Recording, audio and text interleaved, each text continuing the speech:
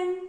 In this video, we will discuss about our next chapter of mathematics, chapter number 5, natural numbers and whole numbers. So let's see it in detail. Natural number. Natural number are those numbers which are used to count the things present in nature. For example, number of trees, number of houses, and so on. Natural numbers are 1, 2, 3, 4 and so on. The smallest natural number is 1 and the largest natural number cannot be obtained. Whole numbers. The natural number along with the 0 is called as whole number.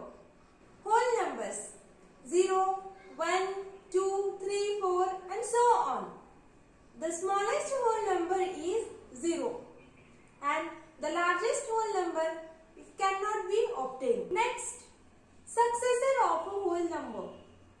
Successor of a whole number can be found by adding 1 to the given number. It means the next number of the given whole number will be the successor of a number.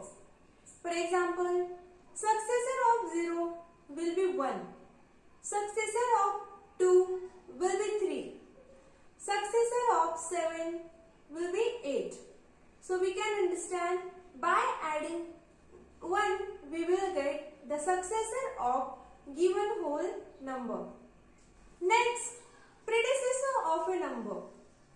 Predecessor of a whole number can be obtained by subtracting 1 from given whole number. It means the previous number of the given whole number will be predecessor of a given number. For example, predecessor of 271 will be 270. Means 271 minus 1 is equals to 270. So whenever we want to find successor, we need to add 1 into the given whole number. And whenever we want to find the predecessor of a number, then we need to subtract 1 from the whole number. And note that predecessor of 0 is not possible. Now let's discuss the properties for addition. First, closure property. If x and y are two whole numbers, then x plus y is also the whole number. Means addition of any two whole number will be also the whole number. Let's see example related to closure property. X equals to 7, y equals to 10. 7 and 10 are two whole numbers. So let's add them. X plus y equals to 7 plus 10 and the answer is 17. It means the addition of two whole number is also the whole number. Second, x equals to 2, y equals to 0. So 2 plus 0 will be the 2. So their addition is also one of the whole number. Next, commutative property. If x and y are two whole number, then x plus y equals to y plus x. We will add in any sequence or the order of addition will be changed. While adding them, then also their answers will be same. As per the example, x equals to 4, y equals to 3. If we added them 4 plus 3 or 3 plus 4, the answer will be same. This property is called as a commutative property. Associative property. If x, y, z are three whole numbers, in such a case we can add any two numbers from them first and then their answer to the third number. If we will change the order of addition, then also their answer will be equals to each other. It means 3, 5, 6 are the three whole number. From this we can add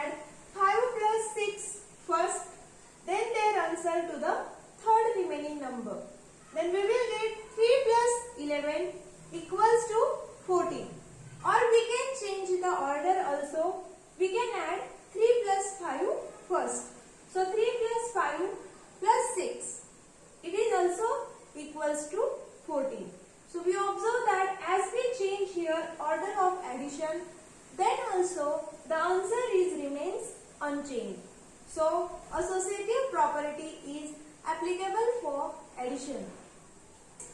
Existence of identity. It means if x is a whole number and x is added to the whole number 0, the answer will be number itself. So x plus 0 equals to x, or 0 plus x equals to x, and they both are equal. It means after adding the 0 to the whole number, we will get number itself. For example, 8 plus 0 equals to 8, or 0 plus 8 equals to 8. It can be applicable for every whole number. So 15 plus 0 or 0 plus 15. It will be also the 15. So this is called as a existence of identity. Next, additive inverse. It states that the sum of two whole number is equals to 0, then that two numbers are said to be of additive inverse of each other. For example, 5 plus negative 5 is equals to 0, and 7 plus minus 7 equals to 0. So we can tell that the additive inverse of 5 is minus 5 and additive inverse of 7 is minus 7. So this property states that the two numbers are said to be additive inverse of each other if their sum is equals to 0. Law for addition. If x plus 8 equals to 5 plus 8, here as we observe 8 is present in both sides. So we can cancel that 8 and we can get x equals to 5. Here a plus b equals to b plus c. So we can cancel b from both sides and we will get a is equals to c. This is only applicable when a, b and c all are the whole number. Now let's see the properties related to subtraction. First, closure property for subtraction. If x and y are two whole number, then x minus y is not necessarily the whole number. It means if we subtract any two whole number, it is not necessary to get the answer as a whole number. So let's see the example 8 minus 3. 8 and 3 are the whole number and their subtraction is also the whole number. 7 minus 0 is equals to 7. That is also the whole number. But 15 minus 18. 15 is a whole number, 18 is also the whole number.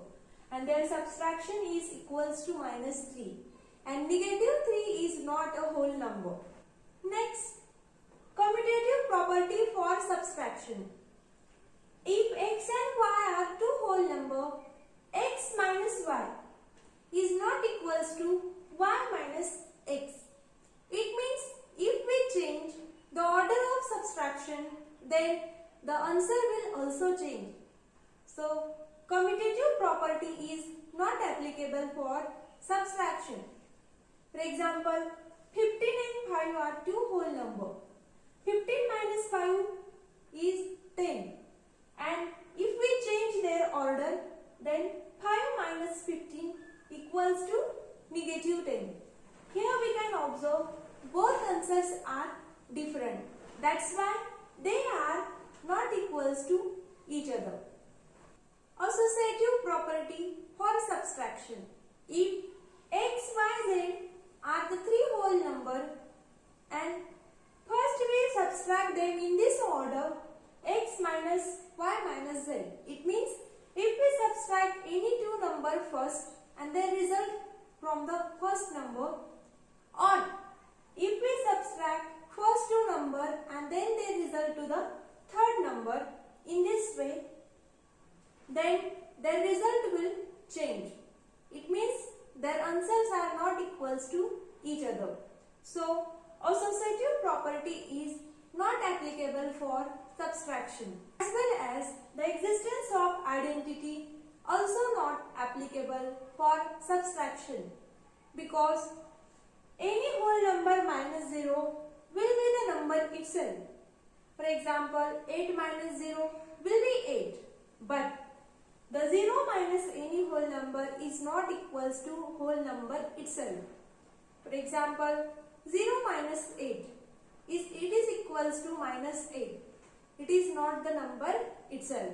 That's why existence of identity is also not applicable for subtraction. Distributive property for subtraction. So 12 into in bracket 9 minus 6. So let's solve this. So first we will solve the bracket content. So 12 into 3. So after it we will get the answer 36. Now the second way, we can also solve the bracket by multiplying 12 to each number inside the bracket. So it will come 12 into 9 minus 12 into 6. So here we solve that bracket. After solving this, let's multiply 12 into 9. It is 108. And 12 into 6, it is 72. So their subtraction will also come 36. It means if you solve in the first way or in the second way, their both answers are same. This is possible because of distributive property.